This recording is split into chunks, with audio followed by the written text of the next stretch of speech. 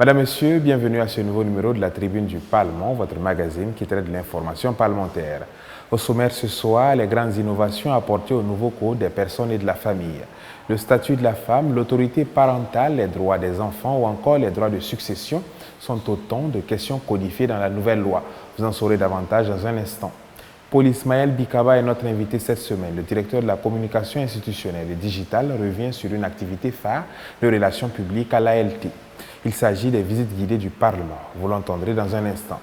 Voilà pour le sommaire. Merci de nous suivre.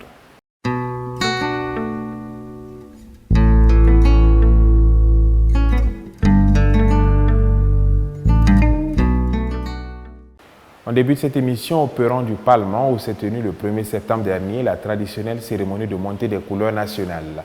Députés, personnel administratif, agents de sécurité avec à leur tête le président de l'Assemblée législative de transition ont sacrifié à la tradition. Ils ont entonné en chœur l'hymne national pour marquer leur fierté et leur attachement au FASO. Notons que la cérémonie de montée des couleurs se tient chaque premier lundi du mois à l'Assemblée législative de transition. Je vous l'annonçais en titre, le nouveau Code des personnes et de la famille a été adopté à l'unanimité par le Parlement le 1er septembre dernier. Cette loi qui remplace l'ancien texte apporte des changements majeurs visant à moderniser les pratiques et à se conformer aux conventions internationales. On découvre ces innovations avec Anatoul Nakouma et Karim Sissé. C'est chose faite. Le nouveau Code des personnes et de la famille CPF vient d'être adopté à l'unanimité par l'Assemblée législative de transition. Un texte modernisé avec des innovations majeures, saluées par le ministre de la Justice comme un outil essentiel pour répondre aux défis actuels du Burkina Faso et honorer ses engagements internationaux. En ce qui concerne les innovations majeures, je commencerai d'abord par l'attribution du nom des familles. Là, à ce niveau, tout en maintenant le principe de la dévolution du nom de famille de père en fils, il a été instauré une exception pour permettre aux communautés qui ont d'autres mécanismes de dévolution du nom patronymique, ça veut dire le nom de famille. Le nom de famille, on a des communautés où le nom de famille est attribué conformément aux us et coutumes. Il y a une possibilité, une exception est faite pour ces communautés de pouvoir attribuer le nom de famille conformément à les us et coutumes. Il y a la grande innovation qui est l'interdiction des pratiques homosexuelles et assimilées, ainsi que les sanctions. La loi prévoit une peine d'emprisonnement qui va de 2 ans à 5 ans et des peines d'amende. Il y a le fait que les pères et mères sont appelés désormais à la succession de leurs descendants. L'acceptation des mariages coutumiers et religieux par la transcription. C'est très simple. C'est dire aujourd'hui, ce que nous voyons, et les célébrations, qu'il s'agit du point de vue religieux ou coutumier dans nos villages, dans nos mosquées, dans nos églises, dorénavant, si les intéressés le souhaitent bien, après cette célébration, pourront aller faire une transcription simple devant l'officier d'état civil, assisté de 2 témoins, et ça a les mêmes conséquences que le mariage civil. Le ministre de la Justice a ensuite invité tous les acteurs à s'approprier la loi dès sa promulgation. Cette démarche constituera une arme contre la désinformation dont les premiers signes circulent déjà sur les réseaux sociaux. Je dis de chercher bien le texte et de le lire, parce qu'avant de sortir de cette salle, on a entendu que dorénavant, il est possible de changer la forme du mariage pendant le mariage de monogamie en polygamie et de polygamie en monogamie. Nous avons déjà vu ça sur les réseaux sociaux, ce qui n'est pas vrai. Ça a été des discussions, ça a été des propositions, mais au finish, ce principe n'a pas été adopté parce qu'on estime que le mariage, c'est une grande institution, c'est une institution consacrée. C'est au moment d'aller devant pour prendre cet engagement qu'il faut véritablement prendre les vraies décisions et ne pas, en cours du mariage, créer une sorte de chamboulement qui peut avoir des conséquences néfastes sur la famille. Avec ses 1113 articles, le nouveau Code des personnes et de la famille est structuré en 3 parties, 17 titres et 56 chapitres. Son adoption met fin à un processus législatif entamé en 2015.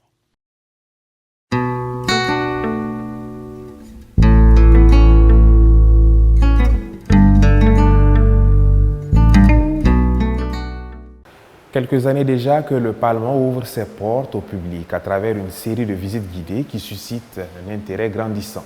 Élèves, étudiants, représentants d'associations et citoyens affluent pour découvrir l'institution parlementaire.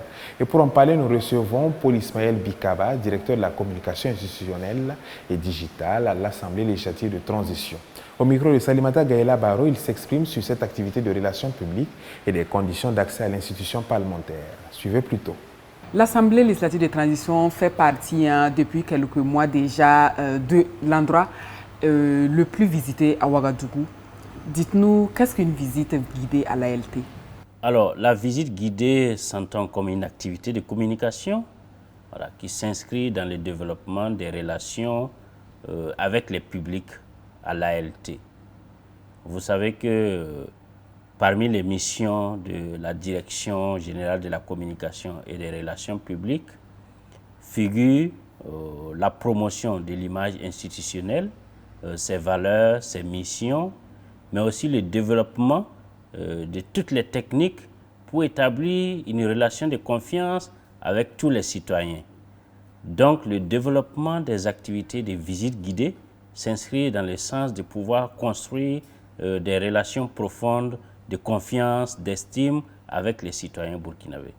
Que gagne donc un citoyen en visitant l'Assemblée législative de transition? Alors, tout citoyen qui vient à l'ALT pour une visite guidée sort renforcé. Sort renforcé parce que quoi? D'abord, il acquiert de nouvelles connaissances sur l'institution parlementaire, sur son histoire, sur les figures emblématiques qui ont fait l'histoire de cette institution parlementaire, parce que la visite guidée à l'ALT combine découverte, combine discours, combine convivialité, combine interaction, parce que il y a des guides qui sont les agents du service des relations publiques. Au-delà d'eux, il y a aussi assez souvent les honorables députés et même le premier responsable, le président de l'Assemblée législative de transition, qui prend son temps pour venir échanger avec les visiteurs. Donc on va dire qu'en venant à l'ALT, vous vous familiarisez avec la structure, et mieux vous vous familiarisez avec une structure, mieux vous connaissez son fonctionnement, mieux ça vous renforce dans la confiance, dans les doutes que vous avez vis-à-vis de cette institution. Et je dirais que dans un contexte où l'information va dans tous les sens, heureux celui qui va à la source de l'information à l'ALT.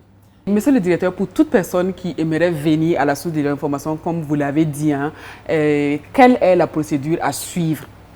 Il suffit simplement d'adresser une correspondance au président de l'Assemblée législative de transition en précisant l'objet, la date prévisionnelle de la visite, les objectifs visés, le nombre de visiteurs et puis mettre des contacts de personnes ressources avec qui le service chargé des visites guidées va entretenir le contact jusqu'à la réalisation de la visite. Et donc, une fois ceci fait, la demande est étudiée et un avis est donné. Donc, à la suite de cela, si l'avis est favorable, le service en charge des relations publiques se charge de programmer la visite de concert avec les demandeurs. C'est simplement tout le processus. Sont-ils nombreux à visiter l'Assemblée législative de transition? Alors, nous allons dire que ces dernières années, l'Assemblée législative de transition fait l'objet d'attractions.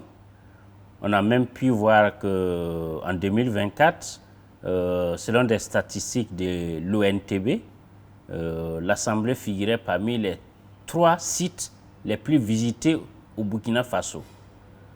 En 2024 plutôt, nous avons enregistré près de 5500 visiteurs, tous sexes confondus, hommes, femmes. Et parmi ces catégories socio-professionnelles qui ont eu l'amabilité de venir nous découvrir, nous avons des étudiants, nous avons des élèves, nous avons des membres d'associations de la société civile, nous avons des militaires et des paramilitaires, nous avons également des étrangers. Et pour le premier semestre de 2025, nous enregistrons à fin août plus de 4000 visiteurs déjà. Et donc, nous comptons à la fin de l'exercice 2025 atteindre au moins 6 000 visiteurs. Est-ce que vous avez un appel à lancer pour terminer? Alors, on dit que l'Assemblée nationale, c'est la représentation nationale. Hein. C'est l'institution du peuple, de tous les citoyens burkinabés. Donc, c'est son rôle d'écouter les citoyens, c'est son rôle de dire aux citoyens ce qu'elle fait pour eux. Donc, il est essentiel pour toute personne qui souhaite venir à l'Assemblée de l'exprimer. Les agents sont ouverts, l'institution est ouverte.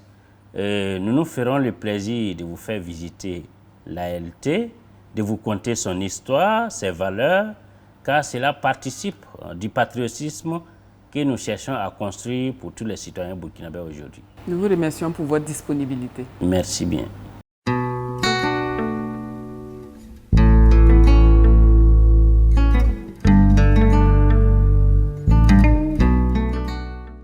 Dans le langage des lois, chaque mot compte. Pourtant, on confond assez souvent les expressions stipulées et disposées. Quelle est la différence entre ces deux verbes clés du vocabulaire législatif? Dans quel cadre sont-ils employés? C'est ce que je vous invite à découvrir avec Honora Bationo. On dit qu'un article de contrat stipule et qu'un article de loi dispose.